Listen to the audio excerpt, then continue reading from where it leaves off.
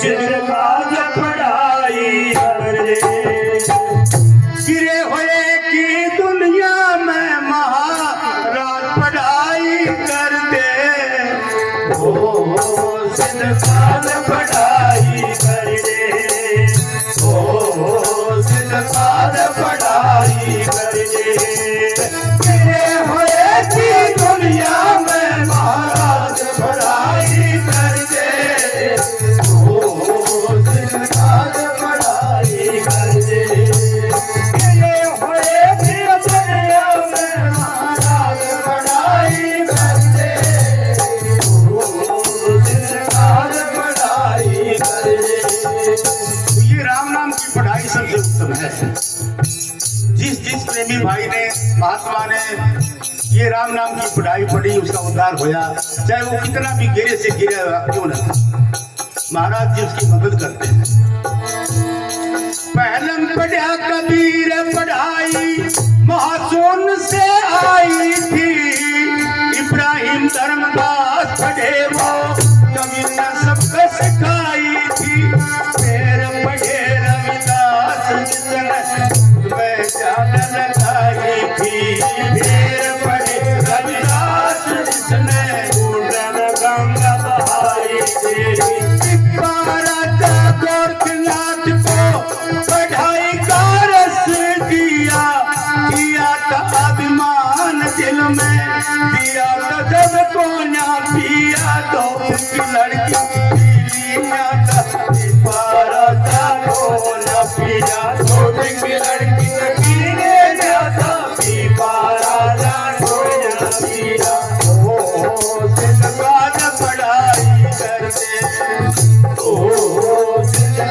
पढ़ाई कर दे ताकत गई मुल्तान नाम कब ज्यादा पढ़ाई करते ओ आज पढ़ाई कर दे ओ आज पढ़ाई कर दे दुनिया में महाराज पढ़ाई कर दे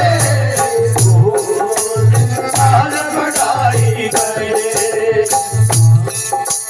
गुरु नानक ने पढ़ी पढ़ाई मक्का तक भी दिया, फिर सोना तक दिखलाया दुनिया में गई थी मेरे रामदास अमरदास पढ़े काल का मिटाया गे, रामदास अमरदास पढ़े काल का मिटाया गे।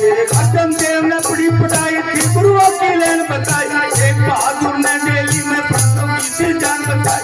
ताकत दे गया गोविंद सिंह को खाना से की लड़ाई, ताकत दे गया गोविंद सिंह को खाना से की लड़ाई, ताकत दे गया गोविंद सिंह को खाना से की लड़ाई। ओ काज पढ़ाई करते ओ काज पढ़ाई करते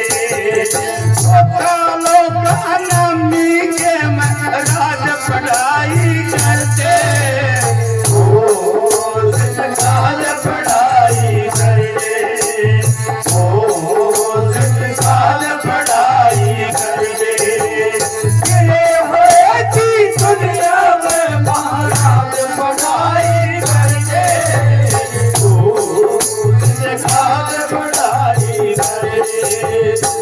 मस्तबेद ने पढ़ी पढ़ाई राजा का लड़का दिया जीवा, उसी बात पर काल चिड़िया था जिंदगी काल करा काल कह कर मात सिखाई मन बुद्धि का भेद मिला, काल कह कर मात सिखाई मन बुद्धि का भेद मिला। बोला न रूम और न माबूल काल कलिंगा जीत किला, सूरी पे मंसूर चढ़ा था लाखों का जीत ये तुला, पर तू साहब को चिता चढ़ाया लाखों पंडित दिए जला, पर तू साहब को चिता चढ़ाया लाखों पंडित दिए जला। ओ सिद्धकाल पढ़ाई कर दे ओ सिद्धकाल पढ़ाई कर दे, सब स्वरूपी मिलने का अंदाज पढ़ाई करते ओ सिद्धकाल पढ़ाई कर दे ओ सिद्धकाल पढ़ाई कर दे गिरे हुए की दुनिया में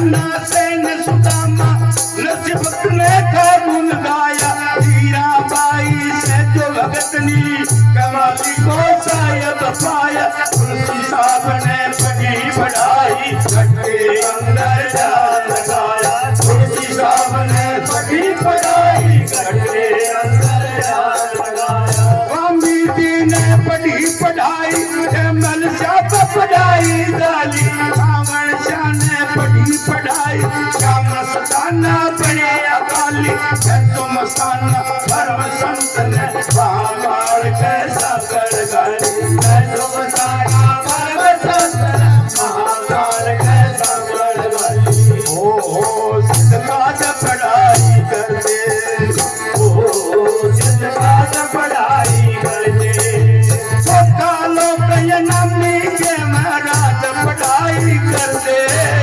ओ सिद्ध काज पढ़ाई कर दे ओ सिद्ध काज पढ़ाई कर दे ये होए की दुनिया में महाराज पढ़ाई कर दे ओ सिद्ध काज पढ़ाई कर दे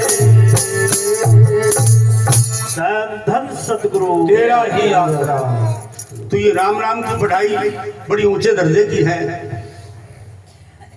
कबीर साहब जी इस पढ़ाई को लाए, रविदास को ये पढ़ाई दी। रविदास बड़े उस कोटि के संत हुए हैं। राजा पीपा उस समय का एक क्षत्रिय राजपूत था। उसके दिल में शौक होया कि मैं संतों वाली पढ़ाई पढ़ूं। उसने अपने गांव में पूछा भाई इस समय का कोई संत महात्मा है कि हाँ भाई। बोला कौन? बोला रविदास। लेकिन रविदास तो हरिजन जाति में है। बोला हाँ। उस समय ये छुआछूत जाति पाति बड़े शिखर पर थी। तो एक दिन गांव के लोग गंगा नगरी पर गए हुए थे, गंगा घाट पर।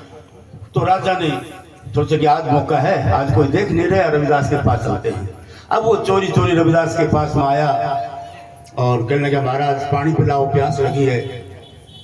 तो रविदास जी भजन भाव करके बैठे थे।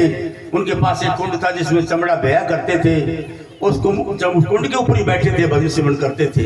सारे कुंड के पानी को अमृत के समान बना रखा था।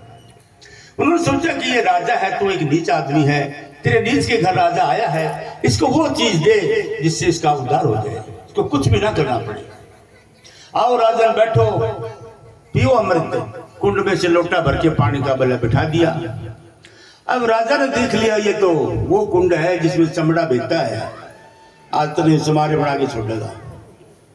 बैठ तो गया यूं ओ गुमांडी में, पर पिया तो कोई पानी। उसने जैकेट पर को अपनी बाया पर को उंडेल लिया पानी। रविदास ने भी सोच लिया कि ये मैं क्या करूं, मैंने तो इसको बड़ी अजब चीज दी थी लेकिन इसकी नसीब नहीं है, बगैर नसीब कैसे मिले इसको। राजा उठ के चला गया। ले भैया तो मठ मार दिया उनका तेरा साल है। अब मुल्तान शहर में धोबी के पास चला गया। बोला ये भाई ये कपड़े जो दाग लाग रहे से एक भी दाग ना रहना चाहिए। हाँ बोला महाराज धो दे, हमारा काम है उसे ले जी तनके परसों कपड़े धो दिए। अब धोबी के पास एक लड़की थी छोटी, उसे कहने लगा बेटी डब्बों को तो मुंह से चूस ले। उसका मतलब उसका गर्म भाप दे के बाहर थूक दे। लेकिन वो धोबी की लड़की जो थी उन भाप को अंदर ही चूस गई और लड़की का ये वज्र कपाट खोल गया। उसको रविदास के रूप में परमात्मा के दर्शन होने लगे। लड़की ज्ञान ध्यान की अगम निगम की बातें करने लगी। अब ये मसूरी कुछ दिन में सारे शहर में फैल गई। राजा तक भी ये मसूरी फैल गई कि धोबी की तरह ऐसी कौन लड़की है भाई जिसको इतना ज्ञान ध्यान अगम निगम की बातें करती है, चल के दर्शन करना चाहिए। अब लड़की एक कुर्सी के ऊपर बैठी थी। राजा पीपा उधर जाता है। लड़की ने देखा कि तेरा गुरु तो आ गया भाई, वो कुर्सी छोड़ के खड़ी हो गई। राजा कहने लगा बेटी मैं तो तेरे दर्शन खातर आया हूँ, तू कुर्सी छोड़ के खड़ी होगी। महाराज मेरे को जो कुछ मिला है तेरे ही वस्त्रों से मिला है, आप तो मेरे गुरु के समान हो ना, आओ बैठो आप। लड़की कहने लगी राजन ये नसीब तो धोबी की लड़की की थी, तेरी नसीब नहीं थी। अगर तेरी नसीब होती तो ये अमृत तेरे को मिलता, लेकिन तूने घृणा करी इसलिए नसीब तेरी नहीं खुली, धोबी की लड़की खुली। मेरे को रविदास के रूप में परमात्मा के दर्शन हो रहे हैं। इतना सुनते राजा को गसी आ गई। नीचे गिर पड़ा, कहने लगा ए जाति पाति तेरा बुरा हो, अगर तू बीच में ना होती तो आज इस अमृत को मैं पीता। लेकिन बड़ी क्या कहानी तो बीत गई। अब कुछ समय फिर बीत गया और इसी प्रकार गांव के लोग गंगा घाट पर गए हुए थे नहाने धोने के लिए, कोई त्योहार था उनका, और फिर चोरी चोरी वेश बदल के गया। महाराज पानी पिलाओ, प्यास लगी है।